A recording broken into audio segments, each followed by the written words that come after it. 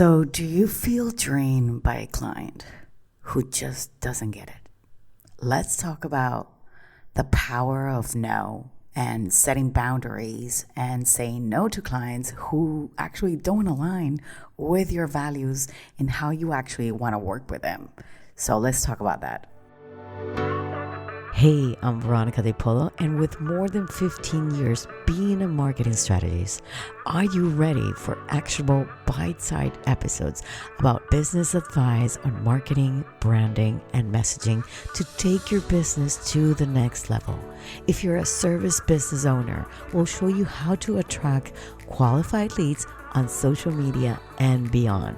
We'll reveal the art of showcasing your brand effectively, and will uncover the best strategies to hook your audience so they keep coming for more. Say goodbye to outdated marketing strategies and embrace the power of change.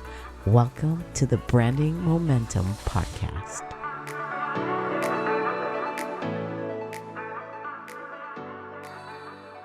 I see that many entrepreneurs and business owners, feel obligated to take on every client that they have. They have this fear of loss and, maybe a fear of income, a fear of revenue, a fear of cash, of reputation, if they actually say no. And when you really think about it, when you're being honest with yourself, the fact of saying no, it doesn't mean anything bad. But I think our brains have been wired to please and serve and say yes to everything that comes our way. And I know how tough it is to actually turn down work, especially when you're building a business. But not every client is a good fit, and that is okay. Not every client you should be saying yes to every demand that they're saying, because clients will always demand because they're paying, right? So working with clients who don't align with your values and lead to actually more stress and burnout, and you have to compromise your brand's reputation. And those are the kind of things, the consequences that would actually end up happening if you don't set those boundaries from the start. Saying yes to everyone is like trying to water your garden with a fire hose, right? So too much, it can actually cause damage because you are putting in more and more. Now, I want you to think about your favorite brands. Do you actually think that they actually cater to everybody? When we're all the time talking in this social media world and this marketing world that we should not be speaking to everybody. We should be speaking to our ideal potential clients. And no, they actually do not offer their services to every single person. They want to attract who they want to attract, that is aligned to their core values and how they see the philosophy about their business and their brand. And they actually, when they build that brand behind it, that's what they actually aim for. That is the kind of client they want to have. So it shouldn't be as spaghetti at the wall, right? So the real power actually lies in being selective, by setting boundaries and saying no to, misaligned clients. And you create that space for the right ones. You create that way of them coming to you. Yes, obviously you're looking for leads. You're trying to generate money. You want to have that cash flow at the end of the year. You want to have that revenue, but you shouldn't be working with everybody. So one of the things that I would say is that you'll attract right clients that actually respect your values, who you are as a business, who you are as a professional. And that work will lead to more fulfilling work, because you will feel that you are in a better position to serve them. You will want to be there for them. You will have better results and you will have a stronger brand because people will actually speak about what you're doing as well. Now, I want you to think about trying to define those core values that you have and use them as a filter to actually choosing clients. And this actually, what it clearly does, it helps you actually to stand firm the time that you have to say no. You know when that time will come. You know when a client is poking your holes, right? And you know, stop. This is the way that it is, right? Now, you have to find ways of communicating your boundaries. I know a lot of business owners that they bring in new clients that don't set those boundaries from the start. You have to establish a communication and you have to say it very early on. From the moment they sign with you, from the moment they're paying you, these are the rules. It's like if you go into a Facebook group, if you're going to a Facebook group, there are the rules of the Facebook group. You can't self-promote. You can't speak in a bad language. You have to be all great about the community. Well, this is the same way with clients. You have to let those clients know your working hours. I work from 9 to 5, and after 5, I am gone. And I will not answer phone calls and I will not answer emails. Because why? Because you also need your own rest so that you can be better the next day. I know this is actually very hard to understand when you're in the business of like event planning, or you are a lawyer, or you are in real estate, or because you want to be on call 24/7. And I'm sorry, guys, you have to set those boundaries. You should actually have maybe consider from the start getting two phone numbers, your personal phone number and your business phone number. If you give out your personal phone number, then they will actually do whatever they want with your time, and that they'll be in control. You will not be in control. So setting those boundaries from the beginning will actually limit, and I'm not saying it in a bad way, it's actually in a good way for you.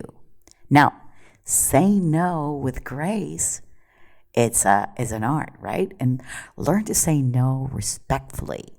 Like, people like to be talked on one-on-one with respect, with being honest, and you actually provide an explanation if you have one. Otherwise, you don't have to explain why. Refer them to maybe somebody that that is a better fit. How many psychologists feel that maybe sometimes they can't help that patient and they refer them to other psychologists? We don't do that in our line of business because we're afraid that then the competition is going to be taking care of that. I've seen so many times when, for example, in our event planning business, that we have so many events, and I don't know why clients always want to have them in the same month when we already have 3 to 4 events. And I'm sorry, I think that if we can move the needle and say, listen, I can't do that month. I can't do that month. I can do the previous month or I can do the next month, but I can't do it in those days. Why? Because I'm busy. I won't be able to deliver what you need from me. And maybe it will cost you a lot more because I will have to hire more people. And this goes with interior designing, fashion, anything. When you already have set dates and things that are happening and you can't make it, then it's a polite kind of way to say, no, thank you, I can't do it. And it's not bad. Right? It's just a matter of practice to say it. Maybe you have to be in front of the mirror and say, no, no, no, no, no, no, no, no, no, no, no, no, no, a million times. So maybe it sticks a little bit. Maybe you start working on your nose with your own family and friends. Who knows? Who knows? Maybe we're opening Pandora's box. Now, but I want you to actually also focus on the long-term benefits of actually you delivering that no, because you will end up finding clients that want to work with you because they'll feel, that you hear them, they're satisfied, they're going to be referrals. It's cohesive with your brand image as well. So in the long term, this will actually be much better for you and your business. And the last thing that I want you to consider is to set a clear expectations from the start. Like I said before, this actually helps for them to know and what to expect. And it reduces all the potential conflicts that you may have in the future. Because if you educate them from the beginning, you set your boundaries from the start and you educate them. And I always say that it's never late to start doing this with new clients. Maybe you have old clients that have, they've been on your nerves and you know that they're not a good fit. Maybe you simply just don't renew that business. Maybe that business is a lot of money. Okay, then put new boundaries, set a contract, say from now on, this is going to be this way. Learn from the kind of things when you're going with clients, and don't be afraid to speak out. Don't be afraid to say what you actually feel in the nicest possible way, because in the end, what we want is that those clients actually continue to work with us. But if you have to set the boundaries, set those boundaries and educate them. Help them understand. Maybe they've been used to, calling you at midnight, but maybe from now on, we're not going to be calling at midnight. Maybe you set boundaries that the last call that you will receive is at 8 o'clock, and that's it, or 6 o'clock, wherever the time you want it, okay? So your challenge here is to actually challenge yourself this week and identify one client that maybe doesn't align with you or with your values, right? And you practice that no in a very nice and polite way. Or maybe you find that one client where you say, I have to start educating you on how we will be working from now on together because I don't feel it. I feel that I still want to work with you, but I feel that I have to educate you. And don't tell me things like, sorry, I was going to finish the podcast, but please, don't say things to yourself when you're listening to me that, no, that's impossible. That client won't let me do that. No, I've tried and it hasn't worked. Try again. Try in a different way. Try again. Or sit them down. No, please, I beg you. You will be happier at the end of the day. And when I mean the end of the day, that on a daily basis, okay? Try and do this exercise because you will feel much better with yourself, okay? So remember, saying no isn't about being difficult. It's about protecting your values and the business integrity that you have, and set those boundaries to attract those ideal potential clients that you want to attract, and watch as they actually make you feel better as a business owner, and you feel great and you feel motivated to wake up every day because you're serving the kind of clients that you want to attract. Okay.